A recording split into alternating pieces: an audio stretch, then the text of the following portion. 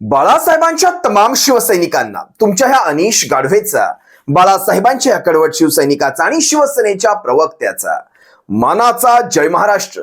शिवसैनिकांनो, जर अजूनही शिवसेना एक वादळ या तुमच्या हक्काच्या माध्यमाला, तुमच्या हक्काच्या लाडक्या युट्यूब प्रबोधन माध्यमाला शिवसेना एक वादळला जर तुम्ही अजूनही सबस्क्राईब केला नसाल तर तुम्हा सर्वांना कळकळीची विनंती करतो, आता ताबडतोब शिवसेना एक वादळ सबस्क्राईब जरूर करून घ्या, जेणेकरून शिवसेनेच्या अनुषंगाने असलेल्या साऱ्या बातम्या, सारी माहिती मला तुम्हा सर्व शिवसैनिकांपर्यंत, उभ्या महाराष्ट्रापर्यंत आहे अशी पोहोचविता येते. त्यासाठी तुम्हा सर्वांना नम्र विनंती करतो. 2 दिवसापूर्वी शिवसेनेचा दसरा मेळावा दादरमध्ये पार पडला. खऱ्या शिवसेनेचा, ओरिजिनल शिवसेनेचा. आणि शिवसेना म्हणजे एकच, शिवसेना म्हणजे ठाकरे, शिवसेना म्हणजे मातोश्री आणि ठाकरे म्हणजे शिवसेना. ऐऱ्या गैऱ्याची शिवसेना होऊ शकत नाही, हे आपण वारंवार सांगितलंय.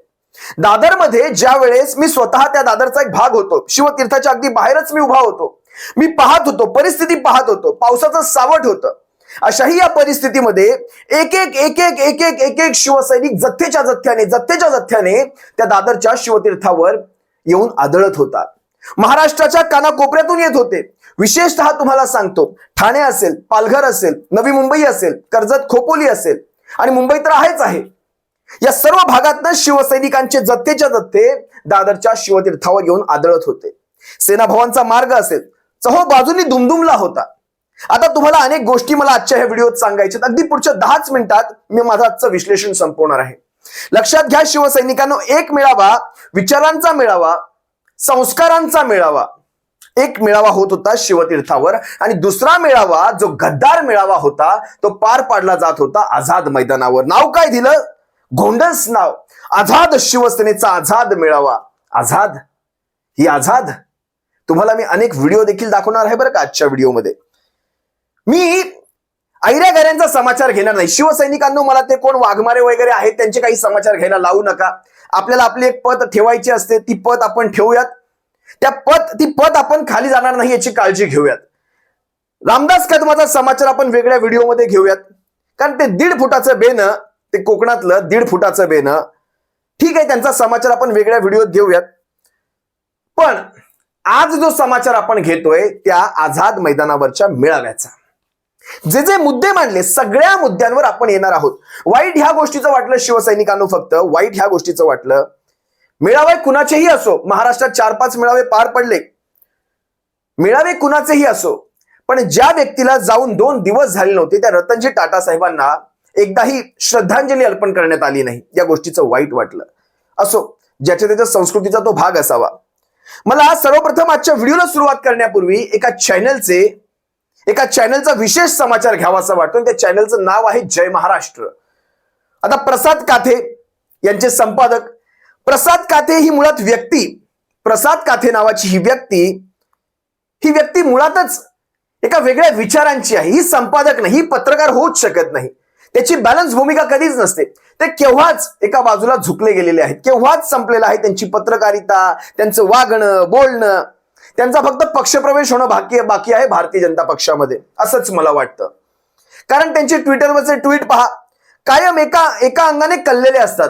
त्यांचे कायम जय महाराष्ट्र वृत्तवाहिनीचं स्वतःचं जे युट्यूब चॅनल आहे, मला वाटतं त्या चॅनलवरचे देखील तुम्ही पोस्ट पाहाल, प्रत्येक वेळी भाजपचा, शिंदे टोळीचा यांचा गोडवा गायलेला असतो, जे काही असेल ते. पण ह्या जय महाराष्ट्र वृत्तवाहिनीने खोडसाळपणा मात्र अनेक बाबतीत केलेला आहे. कशा प्रकारे मेळाव्यांना इकडे गर्दी आहे, तिकडे गर्दी नाही, तिकडे गर्दी आहे, इकडे गर्दी नाही वगैरे दाखवण्याचा. आज त्यांना देखील एक मी चांगलं सणसणीत उत्तर देणार आहे. आता यांचे मी मगाशीच तुम्हाला सांगते, वाघमारेंचं वगैरे मी बाजूला ठेवतोय.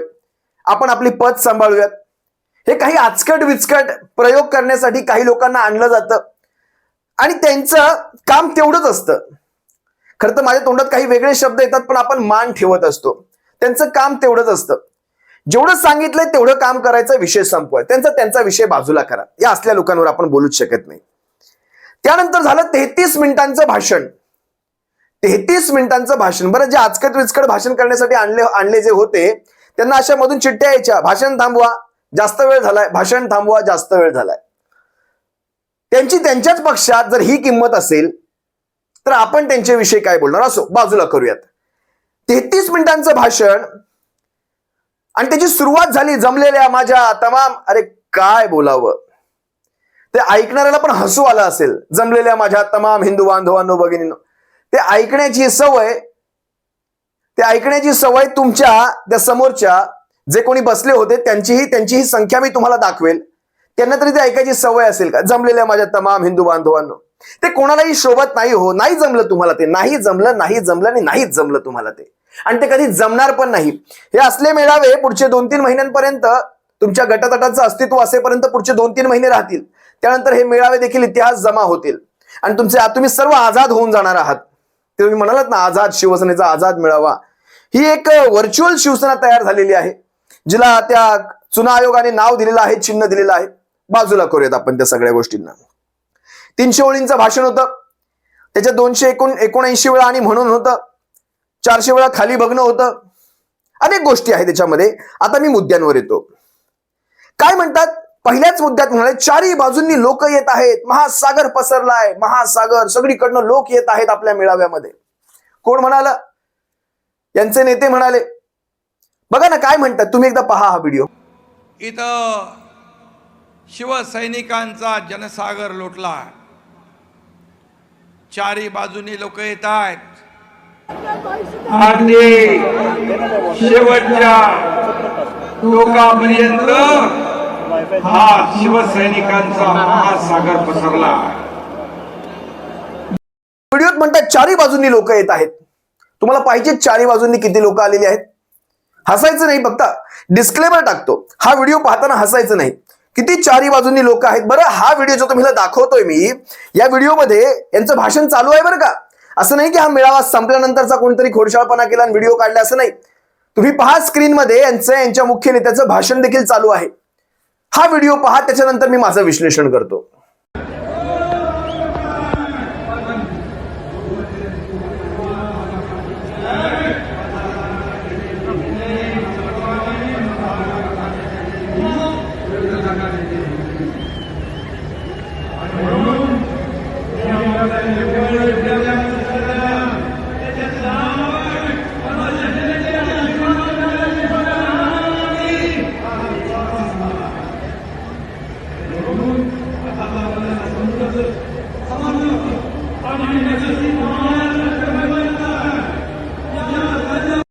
पाहिलीत का चारही बाजूंनी किती लोक आली आहेत ते?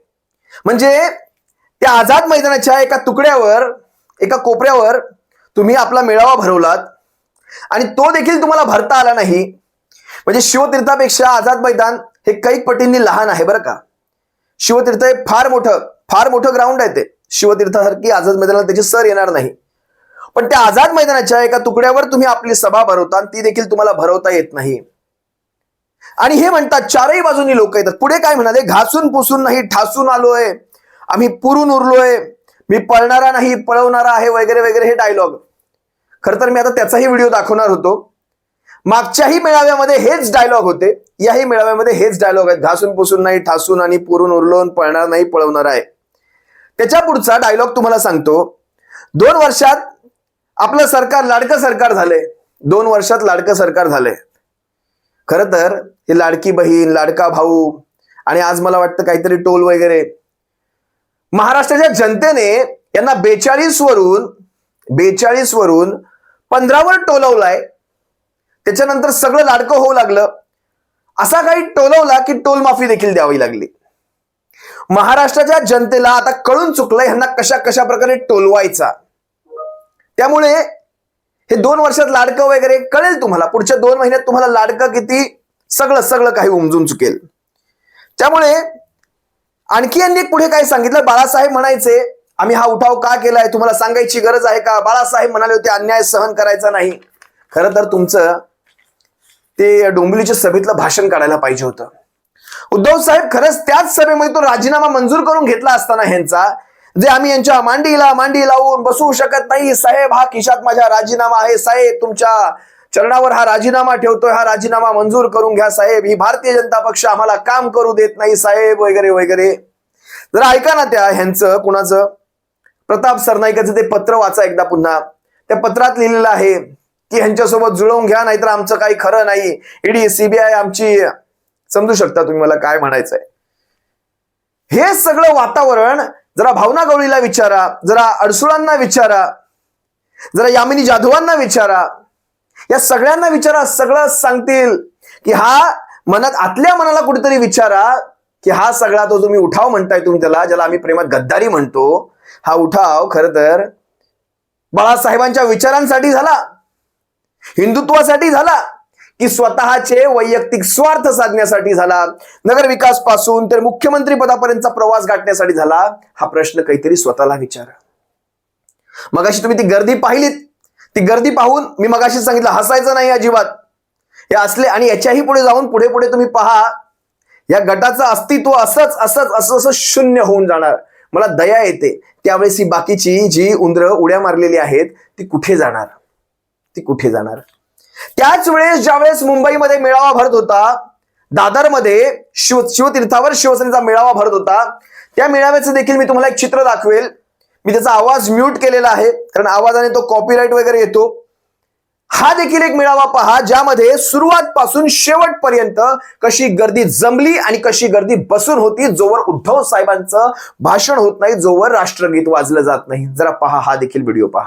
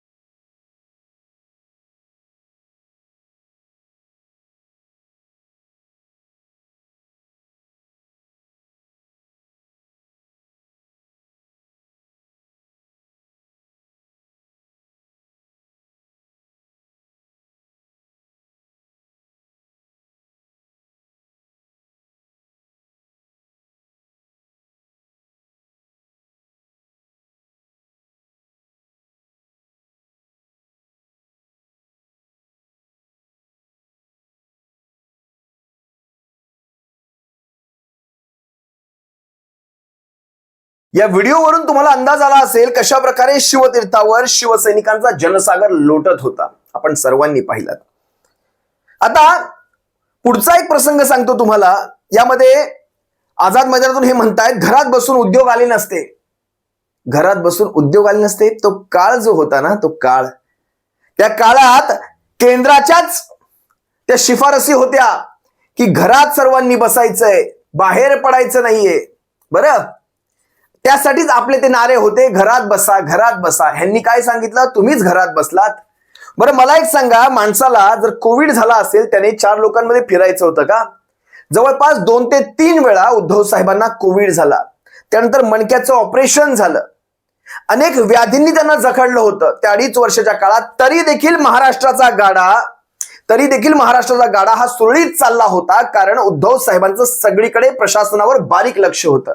आज घरात बसून सुद्धा त्यांनी ते सरकार चालवून दाखवलं. महाराष्ट्रातल्या सर्व उद्योगधंद्यांना नवसंजीवनी दिली, एकही प्रकल्प थांबू दिला नाही. अगदी तुमचा समृद्धी महामार्ग जो तुम्ही आता उद्घाटन केलात, तो त्याच शिवसेनेच्या सरकारच्या काळात चालू होता. तोच अटल सेतू, तेच ट्रान्स हार्बर लिंक रोड, तेच तुमचे कोस्टल रोड, तेच तुमचे मेट्रो प्रकल्प, ज्याचं तुम्ही आता उद्घाटन केले, ते सगळं शिवसेनेच्या सरकारच्या काळात, ज्या काळात तुमच्या लोकांनी तो सगळा पैसा थांबवून ठेवला होता, त्याच काळात त्या सगळ्याचं काम अहोरात्र पूर्ण झालं.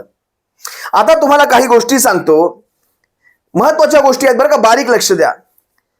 आता 6.5 लाख कोटींची इन्व्हेस्टमेंट त्याच काळात महाराष्ट्रात आली ज्या काळात जगाचा अर्थगाडा ठप्प होता. मग आजच्या काळात सर्वसामान्य परिस्थिती असताना एवढी इन्व्हेस्टमेंट आली का? बरं, आलेल्या इन्व्हेस्टमेंटचं एमओयू किती साईन झाले आणि किती त्याचं उद्योगधंद्यांमध्ये परिवर्तन झालं हे देखील एकदा आकडे सांगावेत.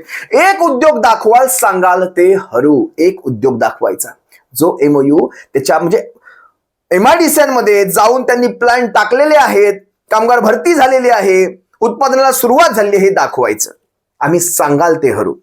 आता हे म्हणतायत पहिल्या 2.5 वर्षात काही चाललं नाही महाराष्ट्रामध्ये. म्हणजे पहिल्या 2019 ते 2022 पर्यंतचा काळ त्यांनी काढला, म्हणजे अर्धा काळ तो 2.5 वर्षाचा. होय, बरोबर बोललात, अगदी बरोबर बोललात. पहिल्या 2.5 वर्षात महाराष्ट्रात खरंच काही आलं नाही. सांगतो काय काय आलं नाही. यादी पहा, फार मोठी यादी आहे. पहिल्या 2.5 वर्षात महाराष्ट्रात काहीच आलं नाही. सगळ्यात पहिला नंबर आहे जीएसटीचा परतावा महाराष्ट्रात आला नाही, जो महाराष्ट्राच्या हक्काचा होता. अशा काळामध्ये महाराष्ट्राला पैशाची चणचण असताना अशा काळामध्ये जीएसटी थांबवून ठेवला होता. महाराष्ट्रात जीएसटी आला नाही.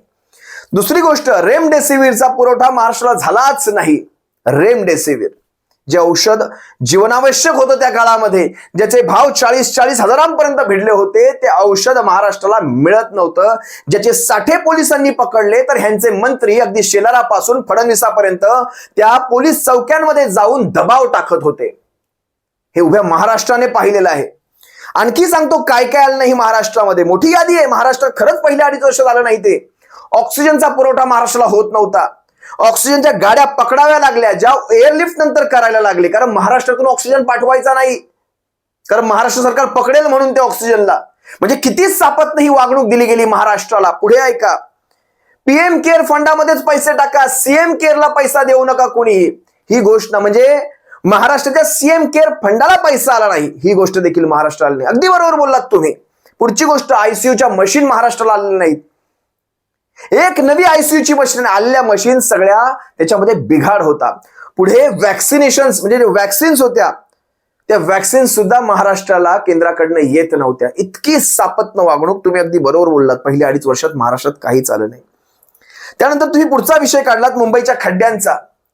मला खरं तर हसायला आलं. म्हटले मुंबईच्या रस्त्यावर आता एक खड्डा नाही, गुळगुळीत रस्ते आहेत. चेहरा पाहिला का चेहरा दिसतो मुंबईच्या रस्त्यांवर. आपला चेहरा, आरशाची गरजच पडत नाही. म्हणजे ते गाणी वगैरे बनायची बंद झाली. अहो, त्या रेडिओ जॉकी मलिष्का यांची फ्रिक्वेन्सी, ती रेडिओ फ्रिक्वेन्सी नागपूरहून जुळते. हे काही महाराष्ट्राला वेगळं सांगायची गरज नाही. मुंबई तुला मायावर भरोसा नाही का. तिला त्यानंतर इतके पाऊस झाले, नागपुरात पूर आला, पण तिला तो पाऊस दिसला नाही. फक्त मुंबई महापालिकेवर कशी बदनामी करायची यासाठी तिचं ते गाणं होतं. त्यानंतर कुठल्या तरी मोठमोठ्या शोमध्ये तिला अँकरिंग करायची संधी मिळाली. हे तुमचे उपकार आहेत तिच्यावर, गाणी येणारच. पण मला ते खड्ड्यांचा विषय निघाला म्हणून सांगतो. जरा गायमुख असेल तुमच्या ठाण्यातलं, गायमुख असेल किंवा फाउंटन असेल, घोडबंदर रोडचा पट्टा असेल, अगदी तुमच्या घराच्या समोरचा विवियाना मॉलचा तो परिसर, त्या ब्रिजवरचे खड्डे, ज्याला कॅडबरी जंक्शन आपण म्हणतो, तुम्हाला सर्वांना कळत असेल मला काय सांगायचं. विशेषतः ठाणे आसपासच्या परिसरातल्या लोकांना माहिती आहे हे सगळे एरिया कुठले. यांच्या घराच्या समोरच त्या ब्रिजवरचे खड्डे एकदा बुजवा. आमच्या समोर लोक उतानी पडताना आम्ही पाहिलेली आहेत. ते मुंबईचं नंतर बघा, आधी ठाण्याचं पहा. लांब नंतर जाऊयात आपण. कशाला खड्ड्यांच्या गोष्टी आपण कराव्यात. हे सगळं होत असताना मला मागे वनगा नावाचा आमदार हसताना दिसला. एका 3ऱ्या का 4थ्या रांगेमध्ये बसवला होता त्याला. तो वनगा हसताना दिसला. खरं तर वाईट वाटतं कधी कधी गोष्टींचं. कृतज्ञता काय असते ना, ती ह्याला म्हणतात कृतज्ञता. त्या वनगाचा मला आजही तो रडका चेहरा आठवतो. आईला घेऊन तिकडे मातोश्रीवर गेला होता जेव्हा वडिलांचं निधन झालं होतं, चिंतामण वनगांचं, याच्या वडिलांचं. त्यावेळेस म्हणजे भाजपाने तर दूर लोटलाच होता, संबंध कुटुंबाला दूर लोटला होता. त्यावेळेस मातोश्रीने आधार दिला होता. याच वनगासाठी पालघरची जागा उद्धव साहेबांनी, म्हणजे ती त्यावेळेस तुम्ही पाहिलं असाल कशा प्रकारची भारतीय जनता पक्षामध्ये आणि शिवसेनेमध्ये ती फाटाफूट व्हायची तयारी झाली होती की एका पालघरच्या जागेसाठी, कारण शब्द दिला होता या वनगाला. शेवटी या वनगाला आमदार म्हणून निवडून आणला. हाच तो वनगा आता मागे 4थ्या रांगेत बसून हसत होता. मला खरंच वाईट ह्या गोष्टीचं वाटतं. खरं तर वनगाने आपल्या कधी बघा, आज ना उद्या सगळ्यांना वरती जाणंच आहे. आम्ही अजरामर नाही, तुम्ही अजरामर नाही, कोणी अजरामर नाही, कोणीही अमरनाथाचं ताम्रपट डोक्यावर घालून आलेलं नाही.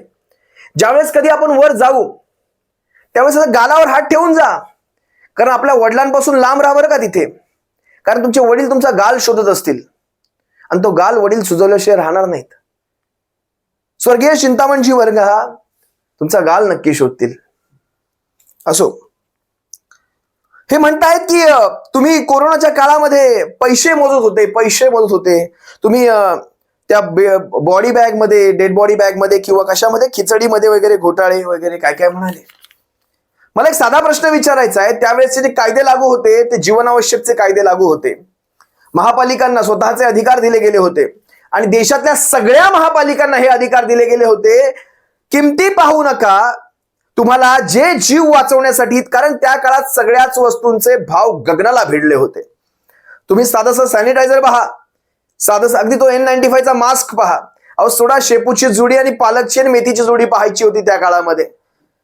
जी 5 रुपयाची जुडी असेल ती 25-50 रुपयाला विकली जात होती त्याच काळात. मग नंतर तो मला वाटतं एपिडेमिक ऍक्ट लावला, पेंडेमिकचा ऍक्ट लावला आणि त्यानंतर ह्या सगळ्या वस्तूंचे दर स्थिर झाले. हा ऍक्ट लावायला सुद्धा केंद्राकडे त्याचे अधिकार असतात. तो लावायला किती उशीर झाला होता. जर हे ऍक्ट तेव्हाच लागले गेले असते तर ह्या वस्तू तेव्हाच स्वस्त झाल्या असत्यात. म्हणजे अशा परिस्थितीमध्ये, महामारीच्या परिस्थितीमध्ये तुम्ही वस्तूंचे भाव वाढवू नका हे कंपन्यांना सांगायचे अधिकार हे केंद्राला असतात. महापालिकेने जीव वाचवण्यासाठी जे जे शक्य झालं ते सर्व घेतलं. मग हे नागपूर महापालिकेने घेतलंय, पुणे महानगरपालिकेने घेतलंय, जिथे जिथे भाजपच्या सत्ता आहे त्या सर्व महापालिकांनी याच्याही चढ्या दरामध्ये घेतलेलं आहे. पण त्यांचं कुठेही येणार नाही, कारण ते सत्तेमध्ये आहेत. झाला फक्त प्रश्न मुंबई महानगरपालिकेचा. सगळ्या जगामध्ये सगळ्यात महागडी बॉडी बॅग असेल किंवा खिचडी असेल, ही फक्त मुंबई महानगरपालिकेनेच घेतली ना. ह्याला म्हणतात कोत्या मनाचं राजकारण. ह्या सगळ्या गोष्टी एक ना एक दिवस तुम्हा सर्वांसमोर मी वेगळ्या व्हिडिओत घेऊन येईल. तर आजचा हा व्हिडिओ वाढेल, सगळेच्या सगळे ह्यांचे बिंग फोडू आपण बरोबर. याला म्हणतात कोत्या मनाचं दर्शन. नंतर काय पाकिस्तान काढला, याकूब, इक्बाल मुसा वगैरे सगळं काढलं. सगळं सोडावं, ज्या दाऊद बरोबर संबंध असले ह्याचे आरोप ह्यांनीच केले भाजपाने.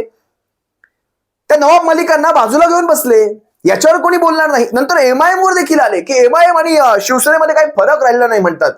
MIM बर, त्याच MIM ची 2 मतं, त्याच समाजवादी पक्षाची 2 मतं, त्याच जिशान सिद्दीकीचं असेल, अब्दुल सत्ताराचं असेल, हसन मुश्रीफाचं असेल, या आमदारांची मतं गोड लागली.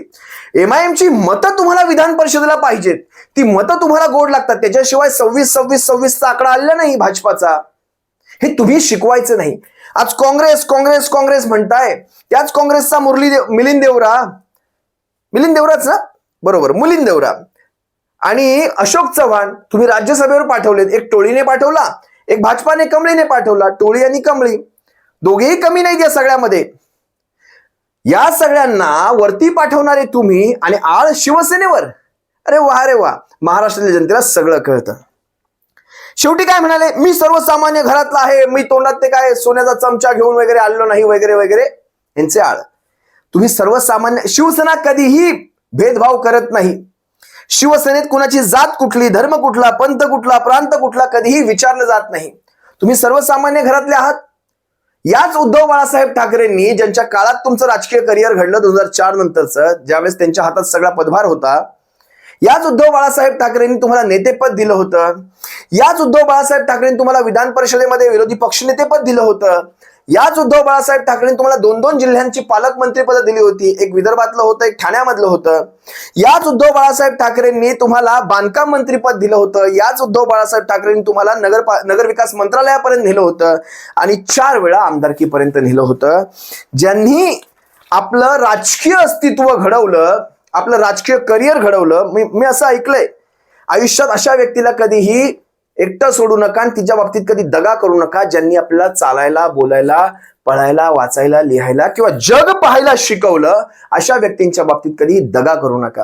ह्या नाहीत, पण वरच्या न्यायालयात मात्र या सगळ्यावर फैसला होत असतो बरं का. इथे नाही होणार, कारण इथले न्यायाधीश उद्धव साहेब अतिशय योग्य शब्दात म्हणाले होते की चंद्रचूड साहेब, इतिहासात तुमचं नाव कुठे लिहिलं गेलं पाहिजे हे तुमच्या हातात आहे. हे स्वतः म्हणाले ते. त्यामुळे इथल्या न्यायालयांचं सोडून द्या. तुर्तास मला वाटत नाही याच्या व्यतिरिक्त काही जास्त अजून समाचार घ्यायची गरज आहे. तुम्ही सर्व जाणता, तुम्ही सर्व पाहता, तुम्ही सारे सुज्ञ आहात, तुम्ही सारे सुज्ञ आहात. शिवसैनिकांनो, प्रत्येक गोष्टीला उत्तर द्यायला शिका. यांच्या आरोपांना प्रत्युत्तर करायला शिका. तुर्तास इथेच थांबतो. तुम्हा सर्वांची रजा घेतो. सप्रेम जय महाराष्ट्र. बाळासाहेबांच्या शिवसैनिकांनो काळजी घ्या. जय महाराष्ट्र.